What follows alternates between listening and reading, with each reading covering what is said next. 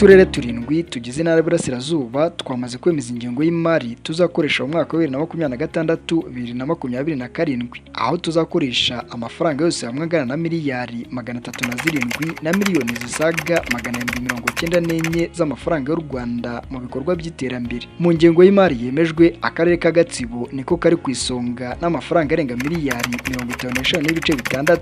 kagakurikirwa n'akarere ka Nyagatare gafite miliyari zisaga 51,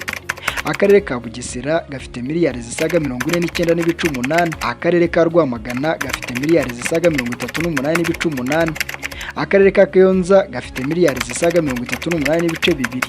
akarere ka Kirehe gafite miliyari zisaga 38, mu gihe akarere ka Ngoma ari nako kateganyije ingengo y'imari no kurusha utundi turere ingana na miliyari zisaga 35.9 z'amafaranga y'u Rwanda. Aya mafaranga ateganyijwe gukoreshwa mu mwaka w'ingengo y'imari ya 2026-2027, azifashishwa mu gushyira mu bikorwa gahunda zitandukanye zirimo guteza imbere imibereho myiza y'abaturage, kubaka no kuvugurura ibikorwa remezo, guteza imbere ubukungu bw'uturere no kunoza serivisi zihabwa abaturage mu ntara y'Iburasirazuba.